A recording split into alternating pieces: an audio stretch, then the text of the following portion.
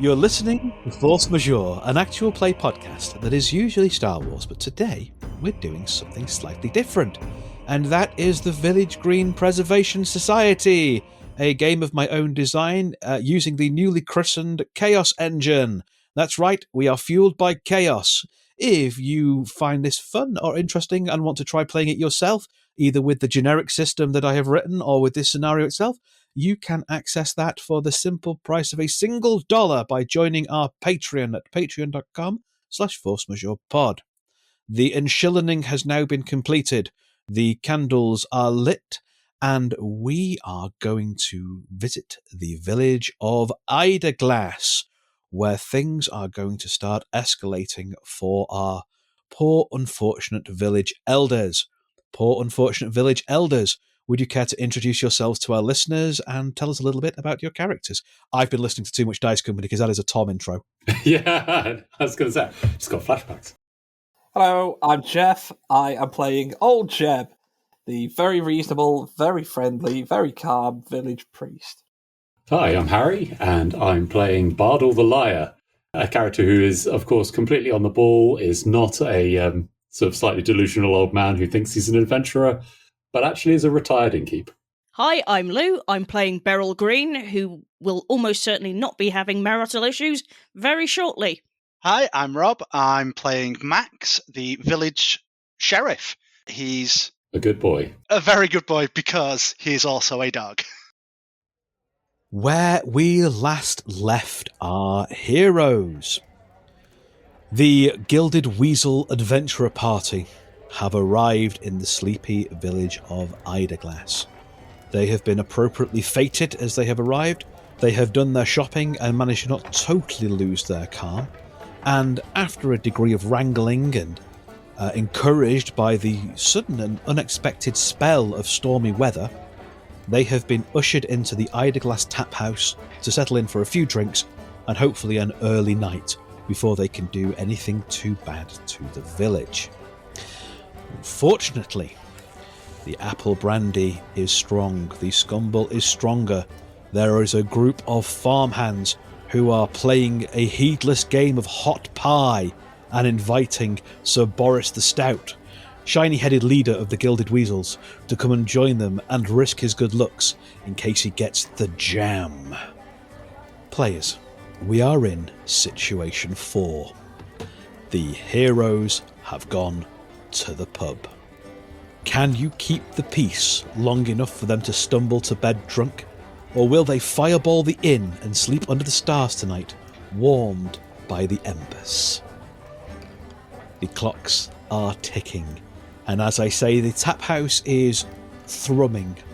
The local musicians, which, let's be fair here, are hardly bards or minstrels. They are locals who happen to play the jug and the flute and the whatever other appropriate background music I can find to plug in here.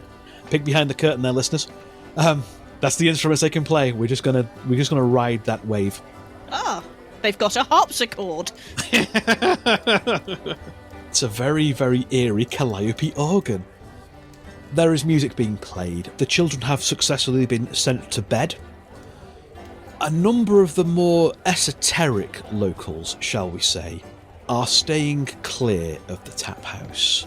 They know what happens when adventurers come into town, and they don't really want to attract any more attention to themselves. But there are still plenty of your more traditionally acceptable fantasy races present in the village of Eiderglass who have gone to the pub to relax, to gaze in the spectacle of the adventurers being here, to play some hot pie themselves or bet on the outcome, and generally to be present. It is, for some of these people, probably quite literally, a once-in-a-lifetime experience to have some adventurers join the village. So the pub is busier than you, as the elders, would probably be comfortable it being. And as we lead into this scenario, and before I put the spotlights onto you, there's two kind of pieces of note that I just want to throw onto the village elder, or three pieces of note I want to throw into the village elder table. The first, Old Jeb. You should probably have left on your trip by now. And The thing is that for all that you're very, very in control, you don't always do quite well when there's this level of pressure this close to needing to take one of your sabbaticals. I'm very tense in a very religious way. Yeah. Beryl, you did previously persuade your husband, the mayor, that he doesn't need to rush home from his business trip. You can sense through the bond that you share that he has once again picked up on your consternation and your tension. And he is getting closer. He's moving at a leisurely pace, but it does seem that he is definitely on his way. And lastly, Max. That halfling has definitely been stealing from the people of this village. It's fine, Max. It's absolutely fine. He just needs to be reasoned with and to understand his position. Don't worry about it. And I turn the spotlight over to you. Who wants to take the stage to begin with? I'd like to just put something out, if I can. I've obviously been carrying around the relic bone that I had with me.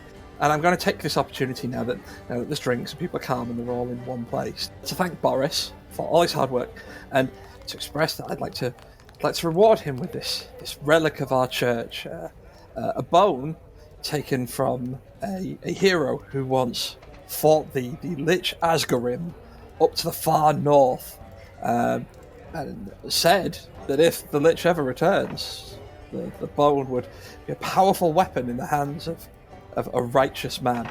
And I'd like to do this in a way that makes him think, I want to go to the north with this bone now, please, and that would be very good. But I think I might also intimate that I might have other relics, if anybody else is listening.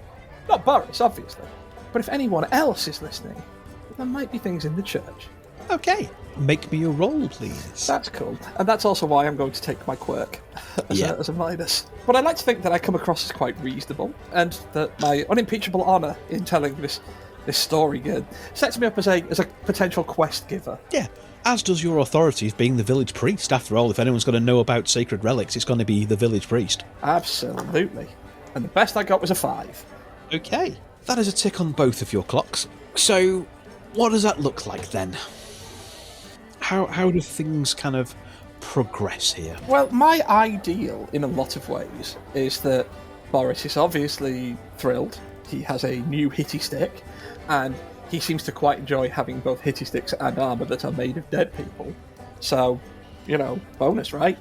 It's certainly within his branding, which is incredibly important. I imagine that since it's probably not magical, it's not really going to attract the wizard too much. But on the other hand, everybody knows that village churches have got gold hidden under the altar. I think maybe that has sort of piqued Sneaky Pete's interest.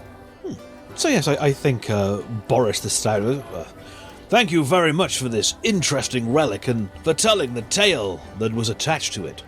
I am sure we can find some use for this in smiting our undead foes. Far to the north, you say? And he engages you in a conversation around the provenance of this definitely powerful relic. But I think you do see, kind of keeping one eye out, that Sneaky Pete has kind of noticed and is sidling towards the door. I would like to vaguely keep an eye that direction, and maybe after the conversation's gone, maybe I'll take a step out. Take a step out with it. See how that one goes. After all, they don't need me for the hot pie. Who would like to go next? Bardal has got the clan together to set up. Also, like a job interview for any of the villagers who want to join the adventuring party and to try and impress them. Set up like something like an assault course out on the village green, yes. Over the top of the cricket pitch. This is going to include lots of straw scarecrows dressed up in wooden armor, etc., etc. And so he's going to invite the adventurers to watch and also to demonstrate their skill. Note that an awful lot of these things are very flammable. So he's going to invite them to go out there and exhaust their level 3 spells. Yeah, okay. Let's make the roll and then see what that looks like. Okay, so Delusions of Adventure, Yes. Eccentric, and Clan Patriarch. Yeah, I'll allow those. But yeah, I think your quirk definitely kicks in here as you're getting a little bit over-enthusiastic, and I think they feel that you're perhaps overstepping your bounds a little bit in trying to recruit people for their adventuring party. Yeah, okay, Bardal was definitely overstepping his bounds there. Yeah. In fact, he's suggesting that he should probably join as well. The rest of the villagers will note that he's strapped a sword onto his hip, but it's quite obviously a wooden sword that's been painted to look like metal. Okay, we have a 6, a 5, and a 3. Woohoo! I'll pick the 6. Yeah. Bold. Let's see how that plays out. Okay. I think that Boris is too engaged at the moment in talking to old Jeb, but Gritty and Melindra, I think they are prepared to humour you at this point in time. They're still only a few beers in, and they follow you out to watch the local strapping youths who have delusions of adventurer to go out and show their style and take a few turns. So what does this look like then as the village youths are entertaining the adventurers, and the adventurers are relatively engaged in this, I think? This is like a mix between a rather lame village fate assault course and some like very amateur weapons practice on a crowd of scarecrows dressed in armour.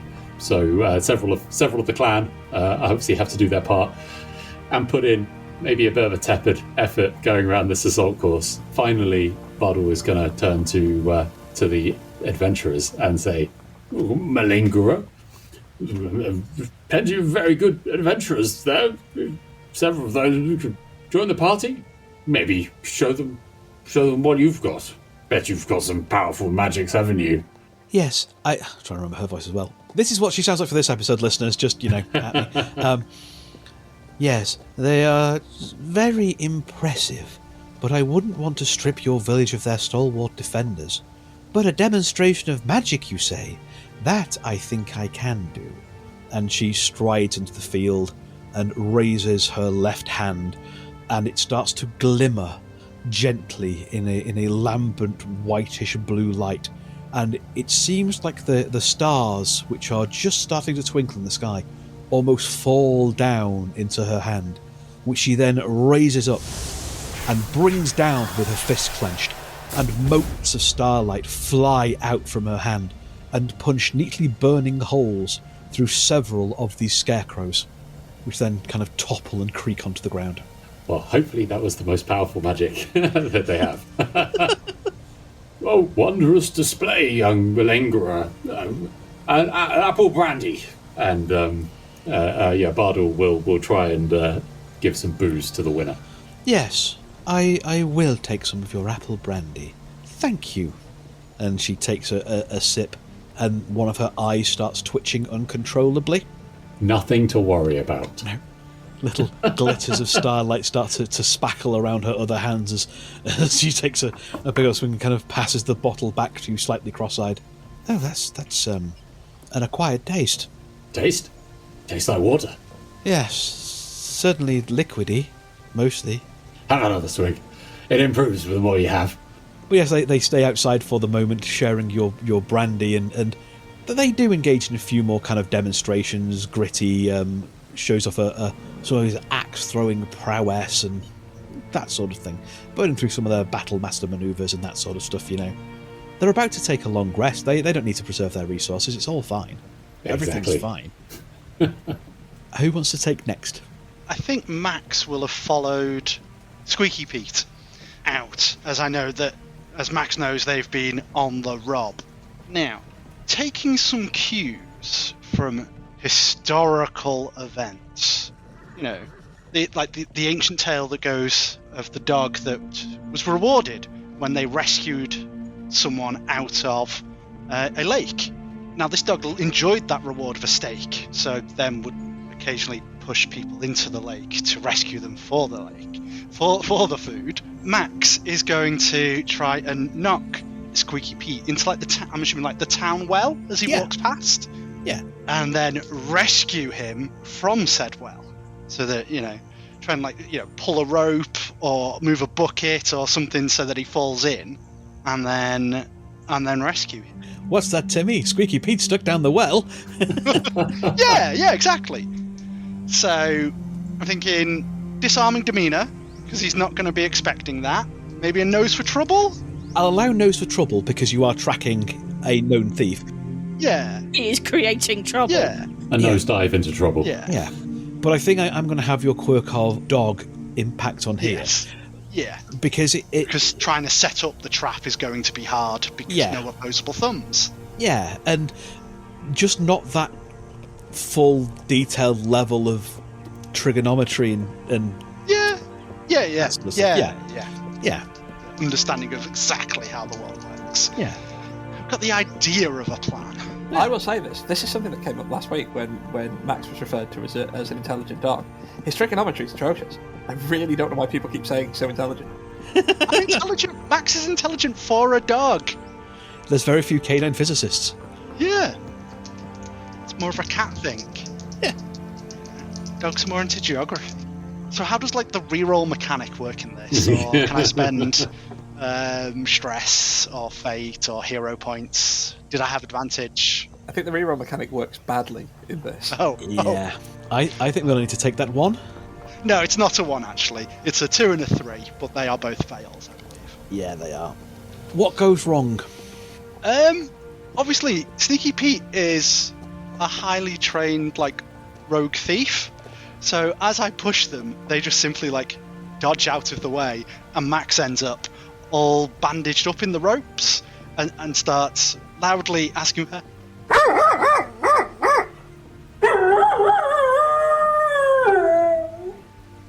Yeah, and I think in the distraction, Sneaky Pete disappears off into the shadows somewhere into the village, and the rest of you can just, hear from outside the tavern Max barking in terms of distress.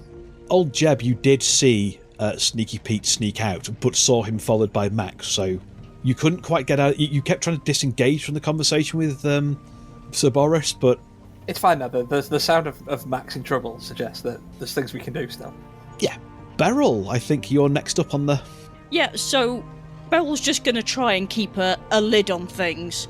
So he's going to make sure there's not more hot jam in that pie than is strictly fair. He's going to wander around and make sure that nothing gets too damaged on the village green. Because, they set up this assault course. You don't want them damaging the turf because we've still got the match on Sunday. Yeah, so he's just, getting a little bit agitated because there's now an incoming problem, and she wants to make sure that everything is as calm and controlled as possible, and in some ways might be making it worse because she's clearly quite agitated. I think at the point where you kind of saw Melindra start calling down Starfire and that sort of stuff, you felt your husband starting to get a little bit more of a wriggle on. That was a success. Yeah. Yeah, so my disarmingly middle age, just to try and... Yeah.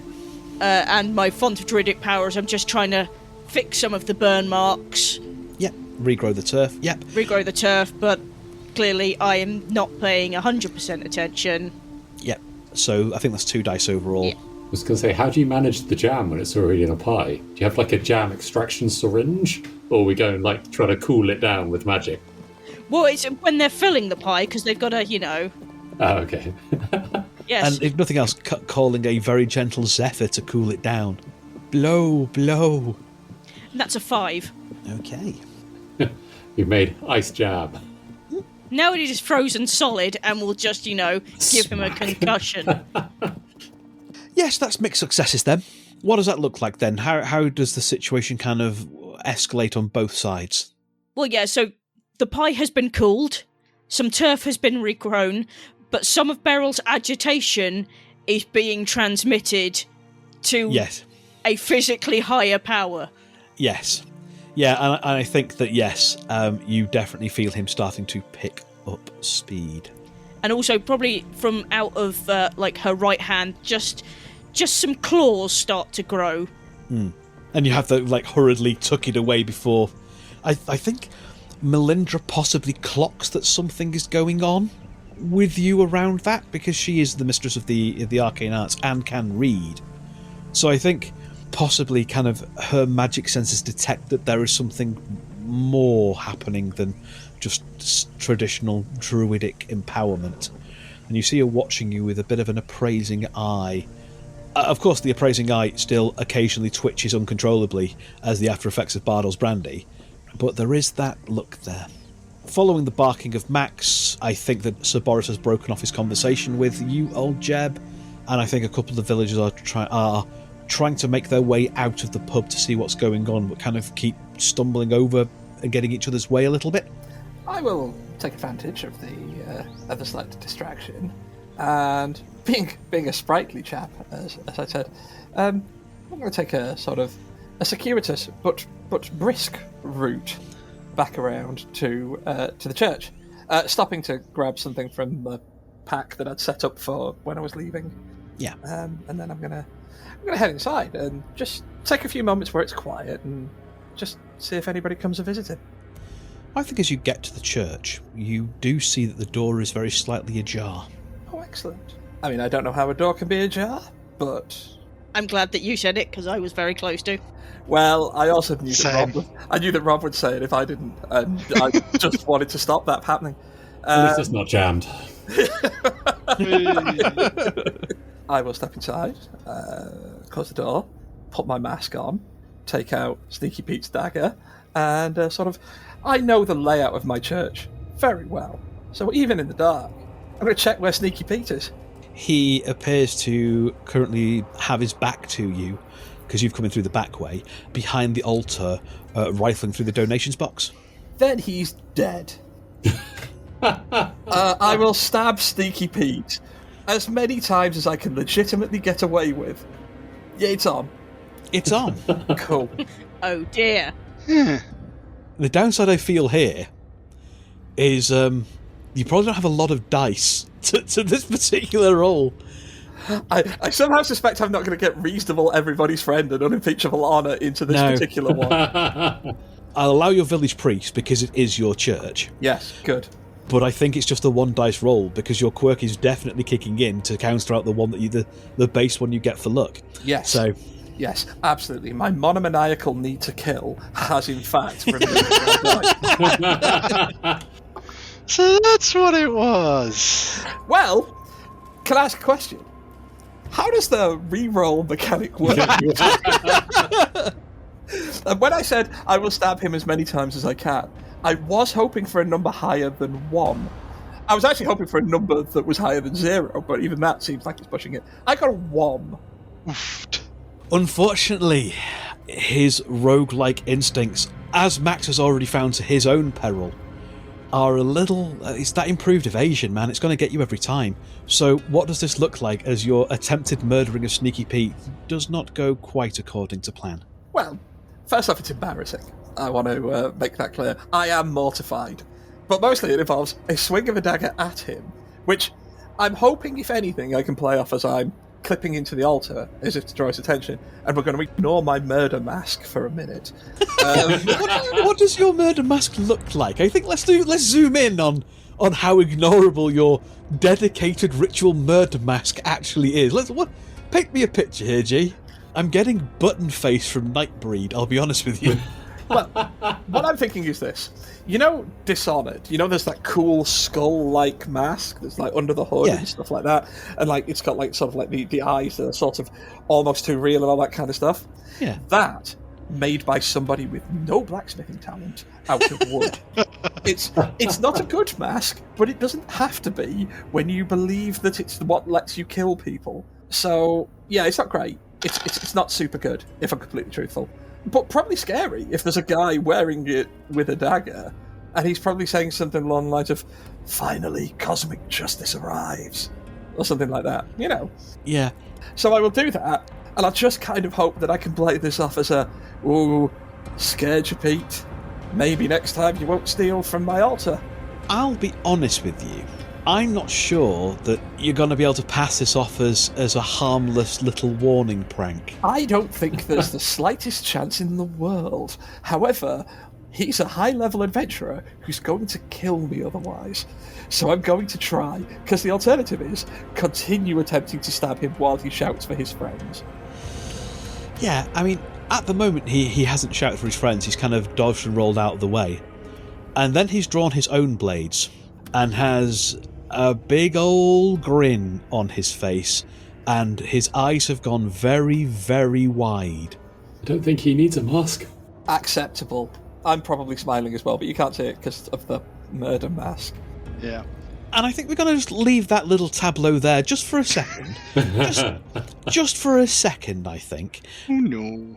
Who wants to take the spotlight next for what might be the final role of the situation? I think Max is going to try and free themselves from being entangled, and then chase after Squeaky Pete.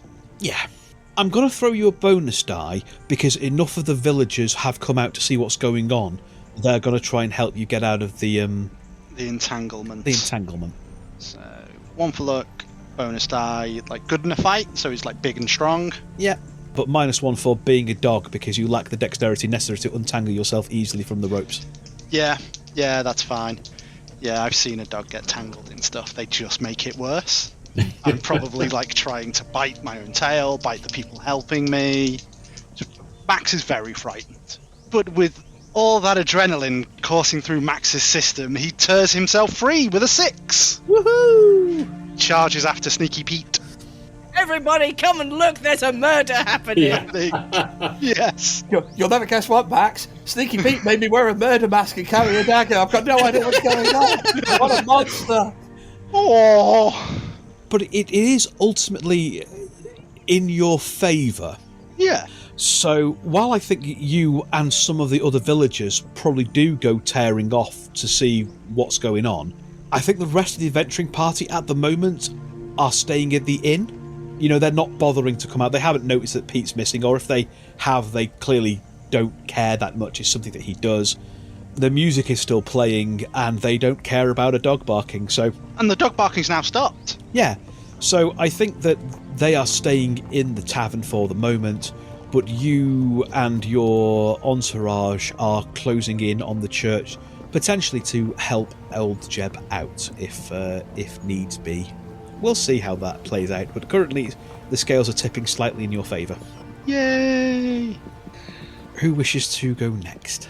I was going to say, I think the reason why the adventurers party hasn't left the tavern is because Bardal is telling them some tall tales about his previous adventures and all the treasures in the local area that he missed. So he's saying, oh, yeah, once there was a horde of flying werewolves in the mountain to the east. They got away from my adventuring party and they kept the chalice of unspeakable youth. I didn't manage to steal it from them. And so, yeah, Bardal will be telling a whole bunch of tales of things to do elsewhere, outside of the village. Yeah, continuing also with the seeds that old Jeb has planted about the great lich to the north and that sort of stuff. Exactly. Yeah, I'll go with that one. In fact, Bardal even had an encounter with that old lich to the north, but he was too fruity, and Bardal had to make a hasty retreat. I'm going to give you a bonus die because old Jeb has already laid the groundwork for some of this. Nah, watch me roll all ones. Okay, so I think Delusions of Adventure. I don't know if Eccentric and Clan Patriarch are going to help on this one, though. I'll allow Eccentric, not Clan Patriarch, and again, I think your quirk probably kicks in here as well. Yeah. I think maybe because he's bragging too much to the adventurers. Yeah. Okay, right. We have a 5-5 and a 2. I'll go with a 5. Yeah. So I reckon that whilst the tales are very distracting, they're probably getting them too riled up. Yes. And he's getting head up, and I think the adventurers are probably getting a bit... They're kind of reacting to that as well, especially Gritty Blackrock, who is, you know, a surly old dwarf at the best of times. And I think he's been criticising your storytelling kind of under his breath, but that's been getting louder and louder and louder as he's sinking pint after pint and Melindra's trying to calm him down, but obviously an elf trying to calm down a dwarf isn't always going very well. And Sir Boris keeps occasionally glazing over and looking at the table of hot pie. Oh. And then kind of coming back to your story. I mean, you're holding them in the tavern for the moment, but yeah, I think their attention is starting to wane. Bardal is got wooden sword wildly gesticulating in the air whilst walking stick is being leaned on the other side. Yes. I think probably we come to you, Beryl, for what will be the last roll of the situation. So I'm going to get the game of hot pie going. You know, they've had enough of story, so before these pies entirely cool down, let's get the game going with like some of the rougher lads from the village and just get it, feeling, nice and, friendly competition as we get people to smash pies into their own faces. I think once a few rounds of hot pie have been played, Sir Boris does excuse himself from your conversation, Bardal, storms over the table, kind of a bit rudely pushes one of the younger farmhands out of the way and sits down opposite the current champion and goes, I haven't played this game before, but I've faced down many a threat, and I guarantee that my face will beat your face. I feel the luck of the gods is on my side. Hot pie! And the crowd Hot starts pie! Hot pie! Hot pie! Hot pie! Hot pie! Hot pie! Hot pie! Hot pie! Hot pie! Hot pie! Make your roll. Not sure what I can bring to this. I'm going to give you a bonus die for the scene has been established for a while now that hot pie is ongoing. I will give you a bonus die for that, I feel. Also, middle-aged women tend to be experts in jam. Well, yeah, because I am disarmingly middle-aged, so I've probably made some of the jam. Yeah. And, as we know from Man Down, which is where we totally stole this idea from, Nesta is the hot pie champion. And I suppose she's not merely middle-aged, she's quite old, but is still the hot pie champion. So, that's not a good look. It's a 3 and a 2. Okay. It's not going well, is it? So, this is your first failed situation, which feels appropriate as things escalate in a very bad way for the village.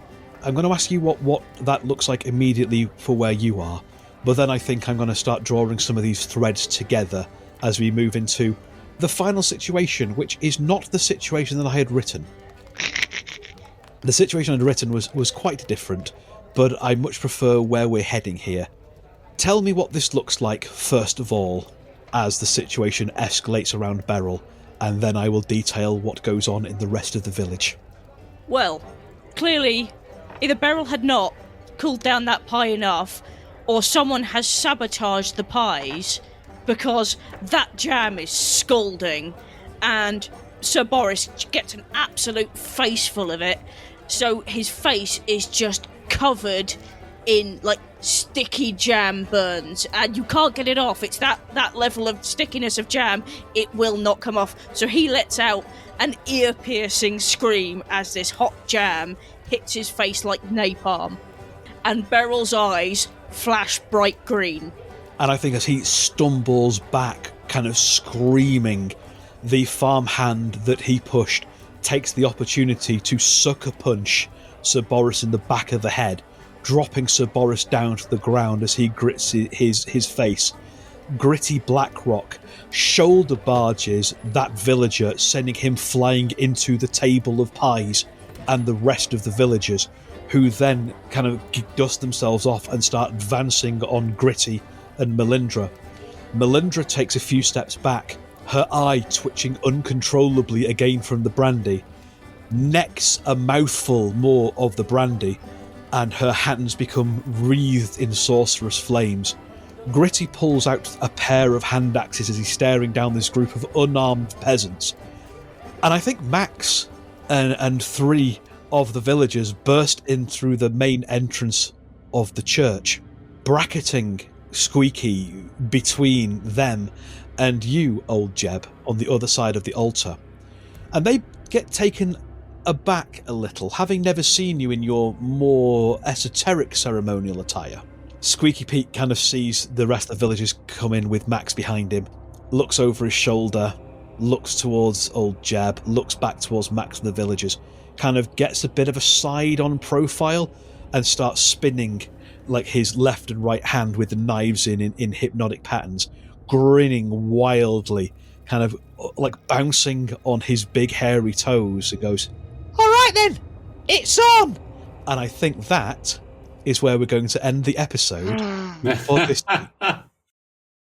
Thank you very much to my listeners, as always. I hope you're having as much fun with this as we are. And thank you once again to my players for coming here and playing this lunacy with me. I hope you are also having as much fun here as I am. Join us next time for the final episode, one way or another, where we will see exactly how much of Eiderglass survives the wrath of Squeaky Pete, the jam burns of Sir Boris, and the return of the mayor. We're all going to die. Thank you very much, and we will see you next time.